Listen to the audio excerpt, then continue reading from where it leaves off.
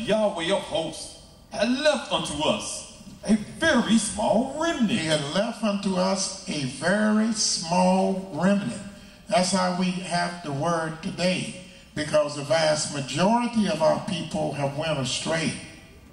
But Yahweh had left not only a remnant is like a piece of this thing, a piece of this cloth, a remnant. But he said he left us a very small remnant. In other words, just a few. We should have been as Sodom. We should have been completely destroyed as Sodom and Gomorrah was. And we should have been like unto Gomorrah. Hear the word of Yahweh, ye rulers of Sodom.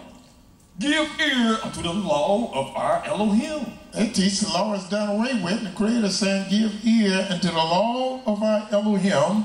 Ye people of Gomorrah, to what purpose is the multitude of your sacrifices unto me? Saith Yahweh, I am full of the burnt offerings of rams, and of the fat of fed beasts, and I delight not in the blood of bullocks, or of lambs, or of he-goats. What did he need your lambs and goats and bullocks for? The Creator said the earth is Yahweh's and the fullness thereof.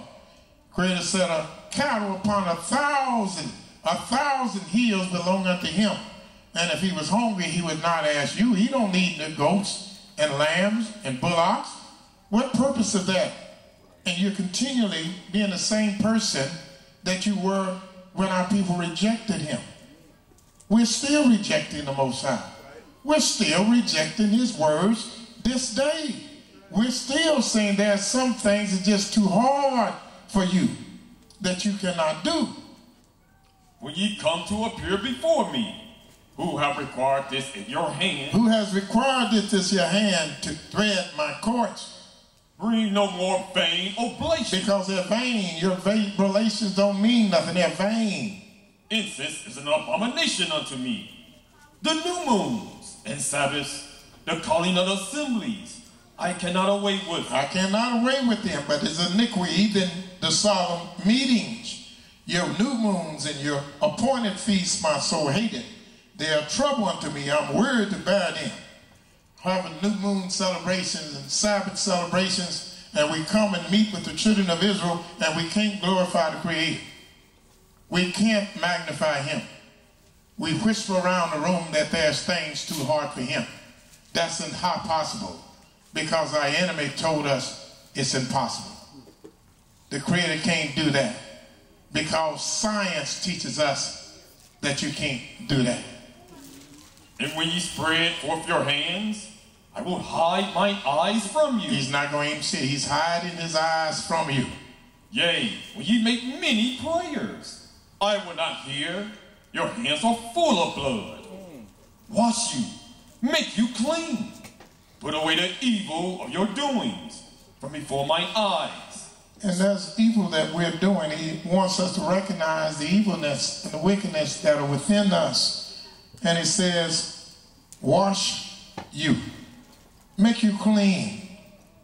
Clean from your impurities, your disbeliefs, your insincerity, your indevotion to me, your petty grievances, your doubts and innuendos that you're spreading about me.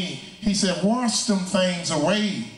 Put away the evil you're doing from before my eyes. Cease to do evil. That's evil. Learn to do well. Seek judgment. You have to seek judgment. Just don't come. Seek judgment. Relieve the oppressed. Judge the fatherless. Plead for the widow. And instead of doing that, a lot of y'all studying just to try to prove the Almighty wrong. That we don't have to have substances to feed the widows. That we don't have to have substances to feed the stranger and the fatherless. We don't need that, and we're not going to do that. And we're not going to give ourselves. And I'll quit paying tithes. I'll quit bringing offerings, because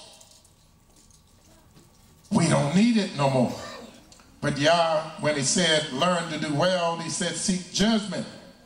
Relieve the oppressed, judge the fatherless, and plead for the widow. Come now and let us reason together.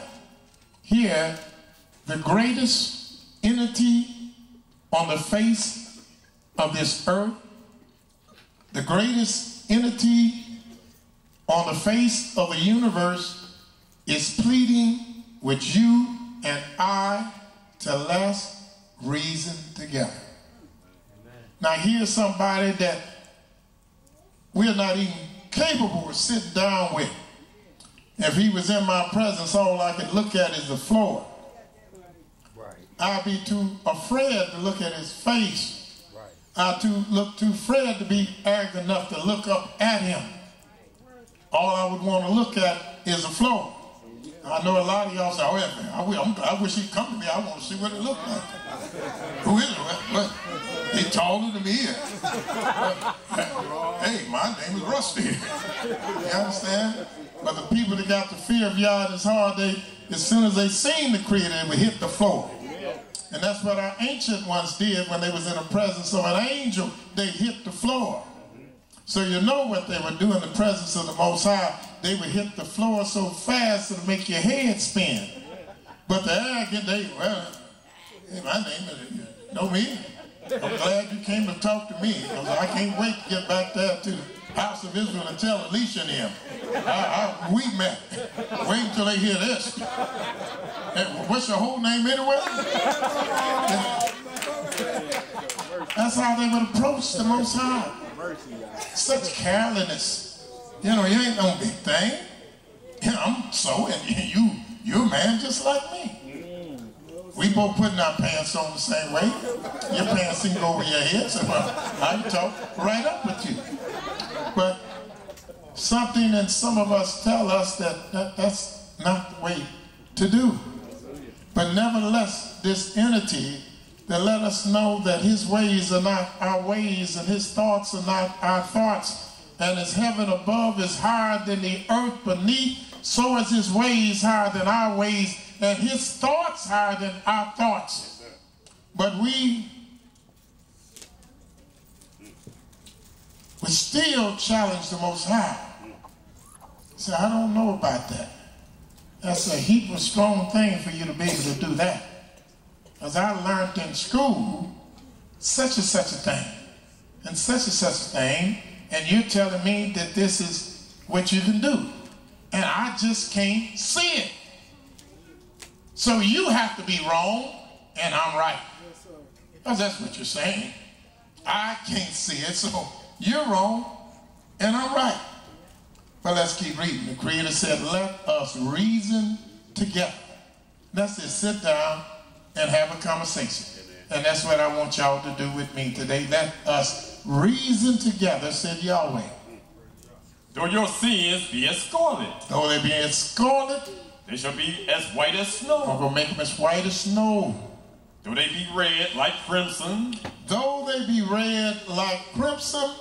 They shall be as wool. They shall be as wool. If ye be willing and obedient. If you be willing and obedient. Ye shall eat the good of the land. But if ye refuse and rebel, ye shall be devoured with the sword. If you refuse and rebel against me, God said we're going to be devoured with the sword. For the mouth of Yahweh. Because I said it. Just like everything else I said. Amen. I said it.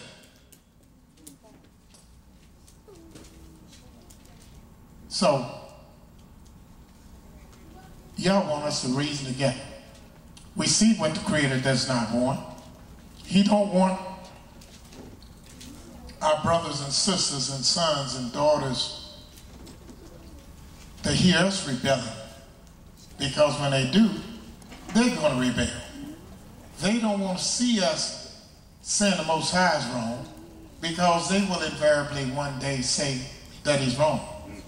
And just as we're rebelling, we're teaching them to rebel by our actions. Because when the Father says something is too hard for the Most High, invariably the Son will also say it is too hard for the Most High. I don't know about that. But this is what Yahweh loves. We just had a glimpse of what Yah hates. What does he love? Let's go to the book of Jeremiah.